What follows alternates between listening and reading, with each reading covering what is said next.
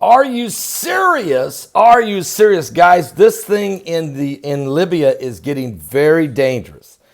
According to the United Nations, Libya's envoy said that General Khalifa Haftar it sounds like a coup to them. And I think it is a coup. And I think this is the new strongman.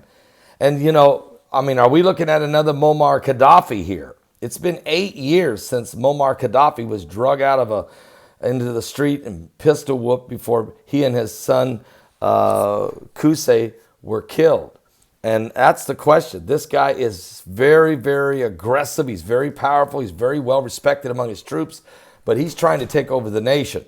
And again, you're looking at General Khalifa Haftar. Now, here's what they're saying. Both sides, according to the United Nations, they're saying that both sides should realize that neither could achieve an outright military victory. But according to reports, the United Nations top envoy for Libya has said that the renegade general Khalifa Haftar tried to stage a coup when he issued an arrest warrant for the prime minister of the Tripoli-based government of national accord.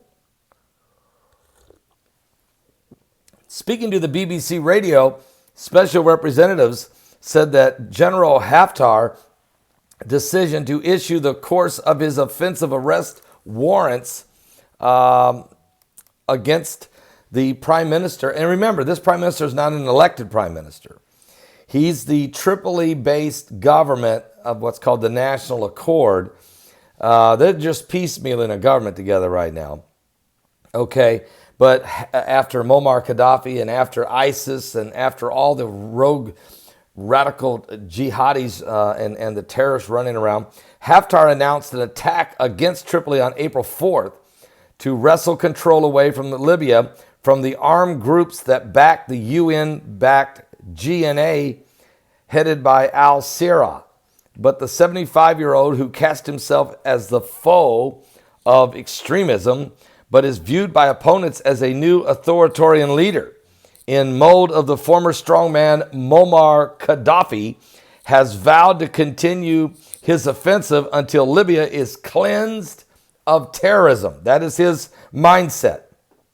So they're mired in the chaos, and Libya, which has been mired, has been literally, in the quagmire, if you will, of the chaos since NATO toppled Gaddafi back in the Arab Spring. Obama had Gaddafi taken out in 2011, has been split into rival Eastern-Western administrations since 2014. That's when ISIS rose up and created more instability in the region.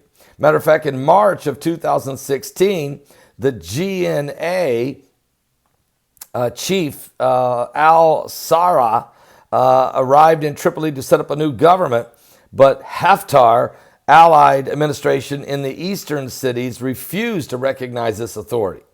Haftar pushed on the capital threats to further destabilize the oil-rich country and reunite a full-blown civil war. Both sides accuse each other of targeting the civilians.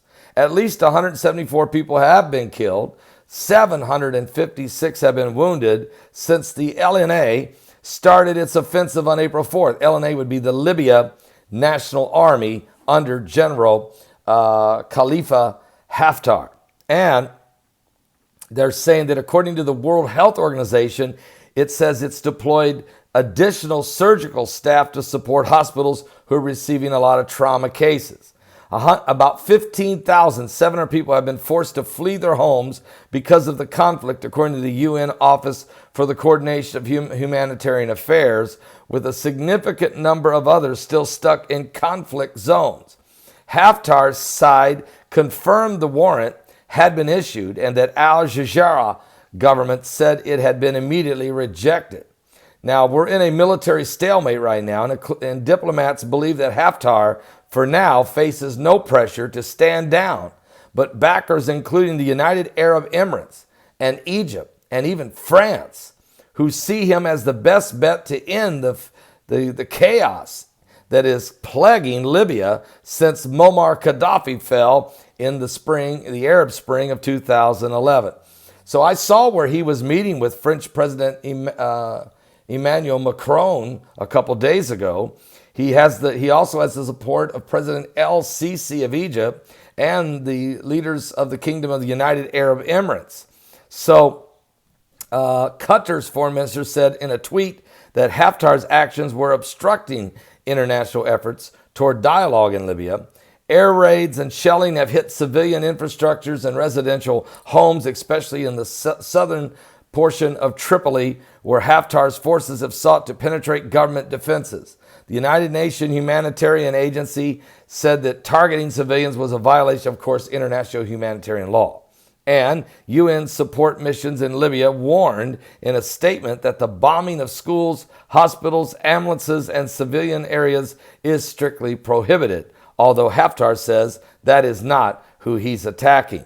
So it sounds like we have here we have the United Nations wanting to control Libya, but we have a local general who says no, the people of Libya need to be in charge of their own nation, and that it is his job to cleanse Libya of these terrorists and extremists and to give the nation its own identity under his leadership. Now, it's going to be real important to find out what President Trump thinks about this, because really, at the end of the day, where is Trump on this? Is he with the UN or is he with the national leader rising up in Khalifa Haftar?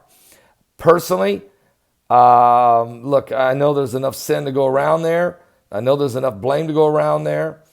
But you never want the United Nations running your government. You never want to be under a globalist council. Are you serious? So I think that this time, Egypt's President El-Sisi is correct, along with French President Macron. But then again, Macron is a UN globalist. So okay.